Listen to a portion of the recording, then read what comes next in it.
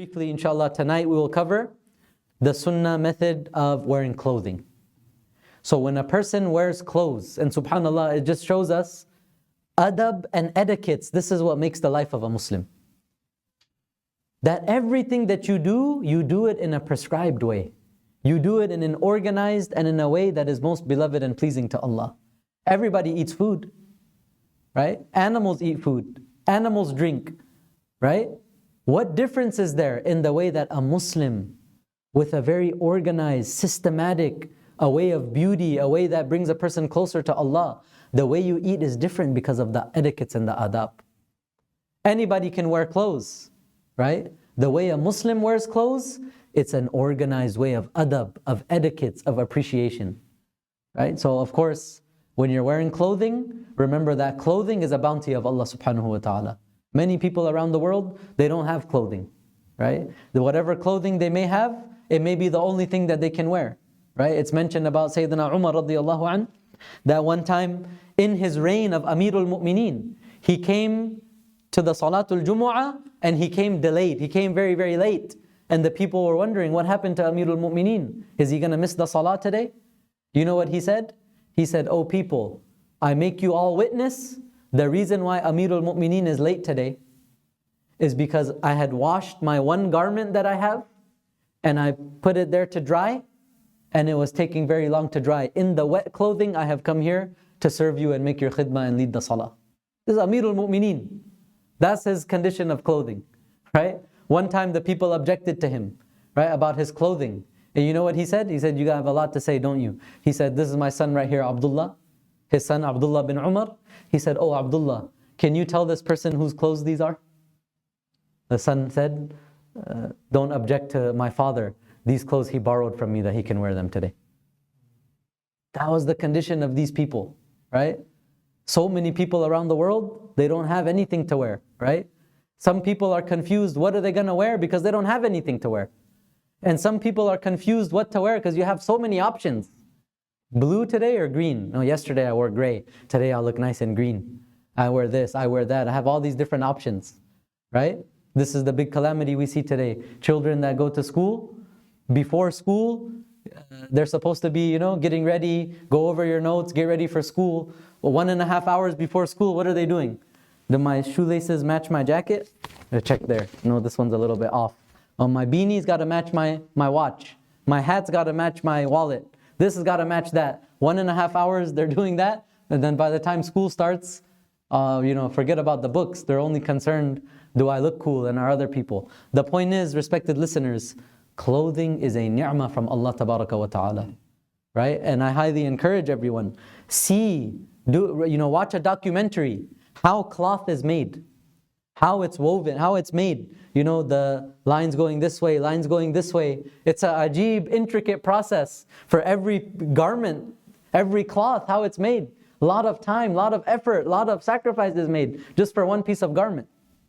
So when we wear clothing, the first thing, you should start with the right. So if you're putting on pants, you put your right foot in first. If you're wearing a shirt or a jacket, you start with your right. If you're putting your shoes on, you start with your right. If you are removing clothing, then which one should you remove first? You remove the left first.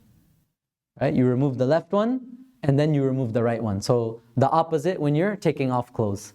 It's mentioned about, I think it was Shaykh Mufti Mahmud al-Hassan, rahmatullah alayhi, al-Gangohi, that one time, when he was very elderly, very, very senior, he was bedridden, he was on his bed, and people had to help him for his wudu and all of these things. So they told him, "Shaykh, it's time for salah, we're going to help you make wudu." And at that particular time, there was one of his caretakers, he was somewhere else. So some of the other guys were helping out. So they tried to take off his socks so that they could start the wudu. And every time they're coming near his socks, he pulls his legs in. Like, "Get away from me, don't touch me." But he can't talk. So they backed off.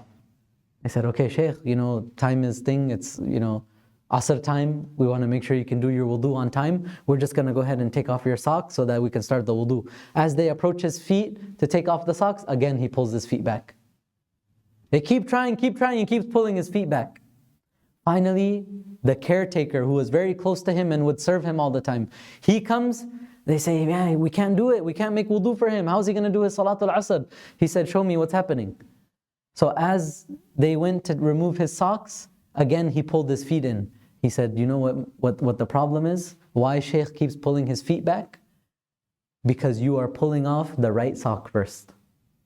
And the sunnah method is, when you're removing your garments, you should remove the left one first. So he does not like that you're removing his socks in a way that's contrary to the sunnah. So he keeps pulling his feet back. These are, amazing things for us to ponder. That a man in that age, a man who's sickly, a man who cannot speak properly, but still he has so much of importance for the sunnah way.